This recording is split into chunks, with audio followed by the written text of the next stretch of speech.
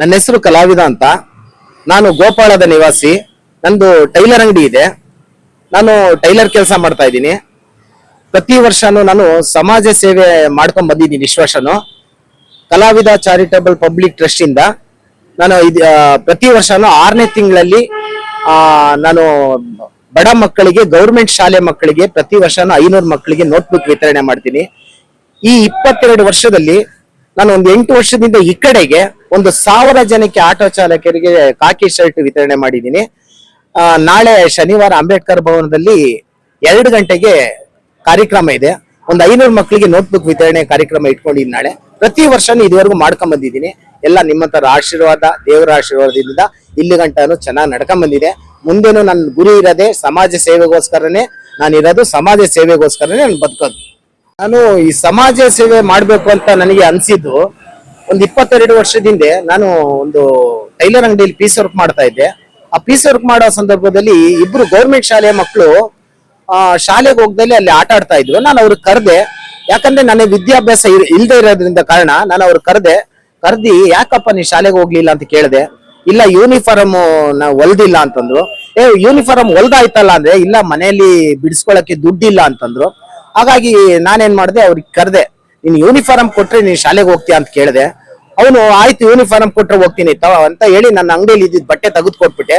ನಮ್ಮ ಓನರ್ಗೆ ನಾನು piece work ಮಾಡಿದ ದುಡ್ಡನ್ನ ಅವ್ರಿಗೆ ಆ ಯೂನಿಫಾರ್ಮ್ದು ಕೂಲಿ ಮುರ್ಕೊಡ್ರಿ, ನಾನು ಅವ್ರಿಗೆ ಬಟ್ಟೆ ಕೊಟ್ಟಿದ್ದೀನಿ ಅಂತ ಹೇಳಿದೆ.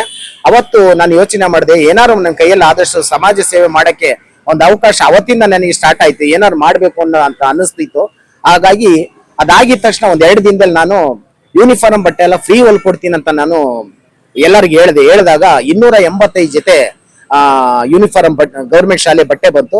ಬಟ್ಟೆ ಎಲ್ಲ ಗೌರ್ಮೆಂಟ್ ಇಂದ ಕೊಟ್ಟಿದ್ದು, ಹೊಲ್ದಿದ್ ಮಾತ್ರ ಫ್ರೀ ಕೂಲಿ ಇಲ್ದಲೆ ಹೊಲ್ದೆ. ಅವತ್ತಿಂದ ನಾನು ಏನಾದ್ರು ಮಾಡಿ ಗೌರ್ಮೆಂಟ್ ಶಾಲೆ ಮಕ್ಳಿಗೆ ಏನಾದ್ರು ಮಾಡ್ಬೇಕು ಅಂತ ಅವತ್ತಿಂದ ಪ್ರತಿ ವರ್ಷನು ಅವರಿಗೆ ನೋಟ್ಬುಕ್ ವಿತರಣೆ ಮಾಡ್ಕೊಂಡು ಬಂದಿದ್ದೀನಿ ಇದುವರೆಗೂ. ಟೈಲರಿಂಗ್ ಅಲ್ಲಿ ಕೆಲಸಗಳು ಕಮ್ಮಿ ಇದ್ದಾಗ ಶರ್ಟ್ ಮೇಕರ್ ಬಂದವನ್ ಏನ್ ಮಾಡ್ತಾನೆ, 5 ಶರ್ಟ್ ಬೇಕು ಅಂತಾನೆ. ಆ ಉದ್ದೇಶದಿಂದ ಏನ್ ಮಾಡ್ತೀನಿ, ನನ್ನ ಹತ್ರ ಕಾಕಿ ಬಟ್ಟೆಗಳು ಟಾನ್ ಗಟ್ಲೆ ಇಟ್ಕೊಂಡಿದ್ದೀನಿ.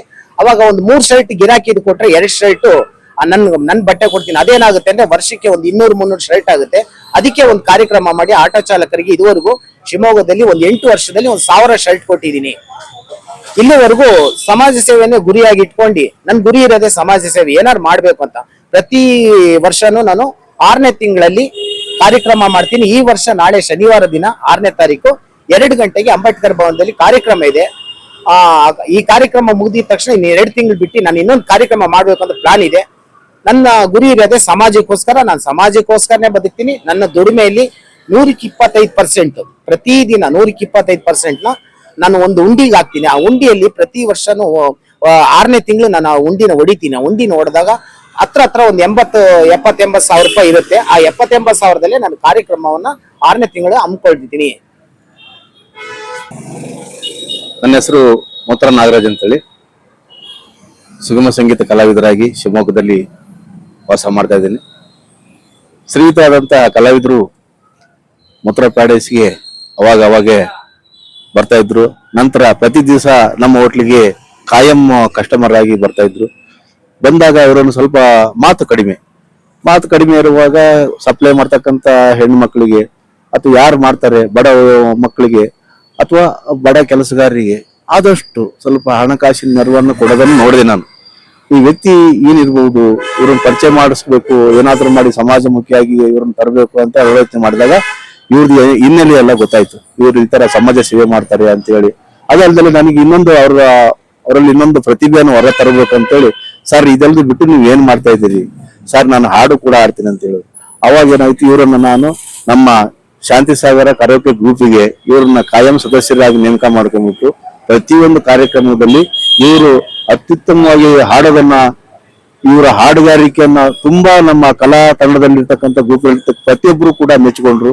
ಹಾಗಾಗಿ ಇವರು ಒಬ್ಬ ಸುಶ್ರಾವ್ಯ ಗಾಯಕರಾಗಿ, ಮಧುರ ಕಂಠದ ಗಾಯಕರಾಗಿ SS ಕರಾವಕೆಯಲ್ಲಿ ಅತ್ಯುನ್ನತವಾದಂತ ಒಂದು ಸ್ಥಾನವನ್ನ ಪಡೆದು ಇವತ್ತು ಅಲ್ಲೂ ಕೂಡ ತನ್ನ ಛಾಪನ್ನ ಮೂಡಿಸಿದ್ದಾರೆ. ಈ ಕಲಾವಿದರದ ನೋಡಿದ್ರೆ ನನಗೆ ಒಂಥರ ಹೆಮ್ಮೆ ಆಗುತ್ತೆ.